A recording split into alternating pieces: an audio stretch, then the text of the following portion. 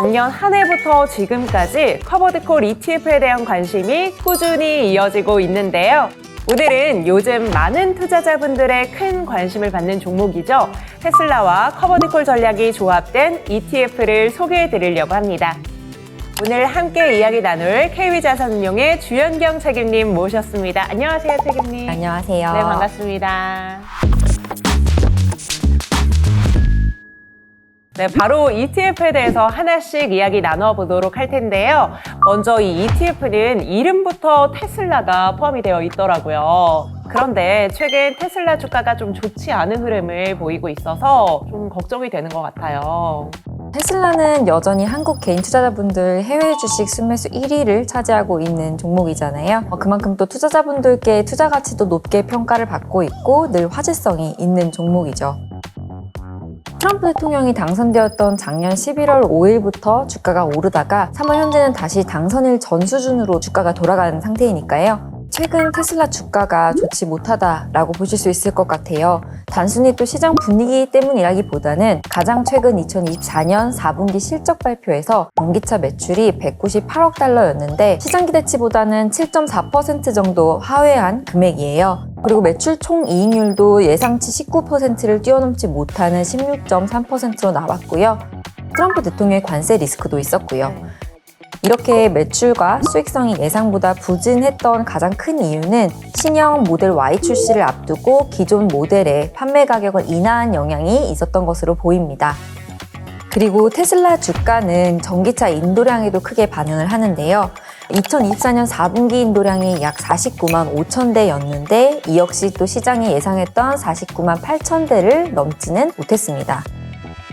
그렇지만 또 앞으로 테슬라가 어떻게 될 거냐라는 질문에 대해서는 지금 당장보다는 앞으로 좋아질 흐름에 좀 더 주목을 해야 할 것 같습니다.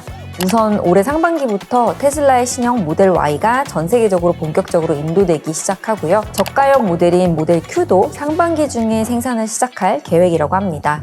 수익성도 지금보다는 좋아질 가능성이 보이는데요. 이제 신형 모델 Y가 나오면 평균 판매 단가가 다시 높아지게 될 것으로 예상하고 있습니다. 또 테슬라가 전기차 한 대당 제조 원가를 사상 최저 수준으로 낮췄다는 것이 수익성 개선 가능성의 추가적인 근거가 될 거라고 보고 있고요.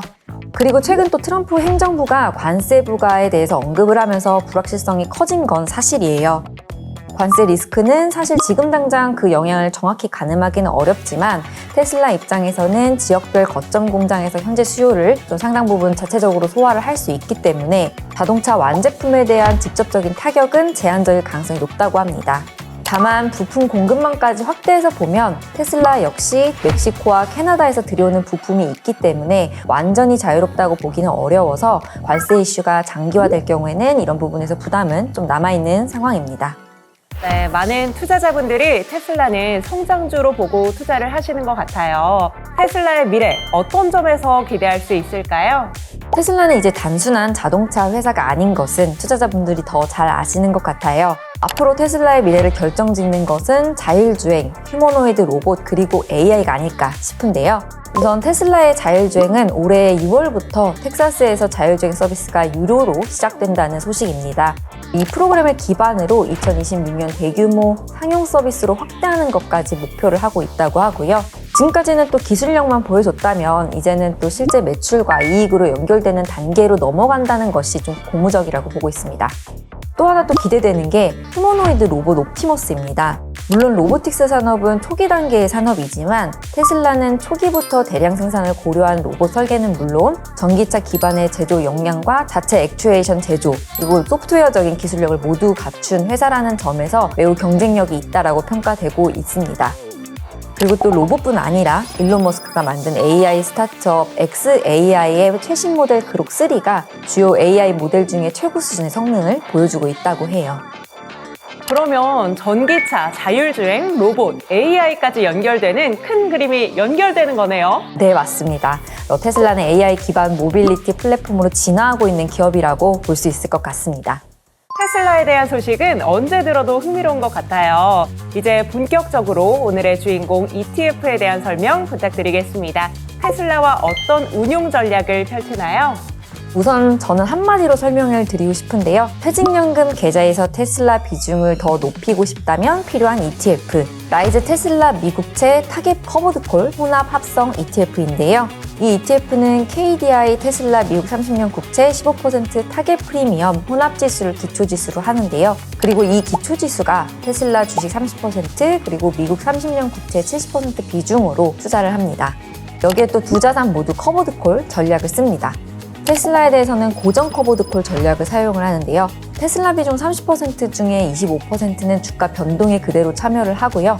그리고 5% 수준의 비중을 고정을 해서 주간 단위로 콜옵션을 매도하고 매도 프리미엄을 수취하게 됩니다. 테슬라는 또 내재 변동성 높은 종목이기 때문에 옵션 프리미엄 역시 높아서 5% 비중만 적용을 해도 상대적으로 좀 높은 프리미엄을 기대를 할 수 있고요.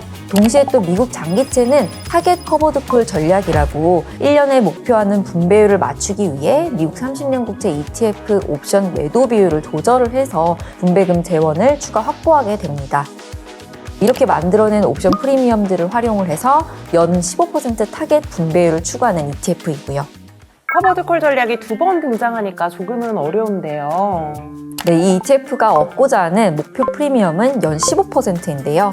테슬라 콜옵션을 5% 정도 매도를 했을 때 얻을 수 있는 옵션 프리미엄이 연 8%라고 가정을 하면 추가로 필요한 옵션 매도 프리미엄은 7%니까 이 7%를 추가로 얻기 위해 미국 30년 국채 옵션 매도 비중을 조절을 합니다. 그래서 이 부분을 타겟 커버드콜이라고 하는 거고요.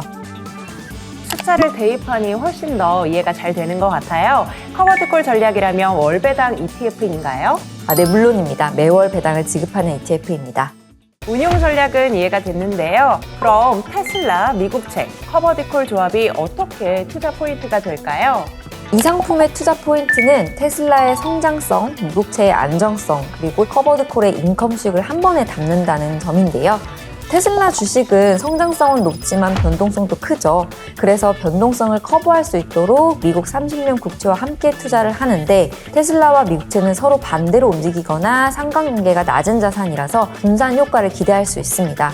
미국 장기채는 대표적인 안전자산일 뿐 아니라 금리 인하 국면에는 또 가격 상승 여력이 있고요. 여기에 커버드콜 전략을 통해서 연 15% 목표 프리미엄 수치까지 더할 수 있으니까 성장, 안정, 수익을 동시에 추구하는 ETF다라고 말씀드리고 싶습니다. 그리고 제가 맨 처음에 이 ETF 소개해 드릴 때 퇴직연금 계좌에 테슬라 비중을 더 높이고 싶다면 필요한 ETF다라고 소개를 드렸는데요. 퇴직연금 계좌는 현재 규정상 위험자산 투자 한도가 최대 70%인데 이 ETF는 채권 혼합형 ETF이기 때문에 안전자산으로 분류가 되어서 퇴직연금과 IRP 계좌에서 100% 투자가 가능합니다. 오늘 소개해드린 라이즈 테슬라 미국채 타겟 커버드콜 혼합 ETF, 테슬라의 성장성과 미국채 안정성, 그리고 매달 분배금을 받는 인컴형 전략이 돋보이는 ETF였는데요. 특히 주식 투자도 하면서 월 분배금의 과세 이연과 재투자 효과까지 누리고 싶은 투자자분들께서 관심 두고 지켜보실 만한 상품인 것 같습니다.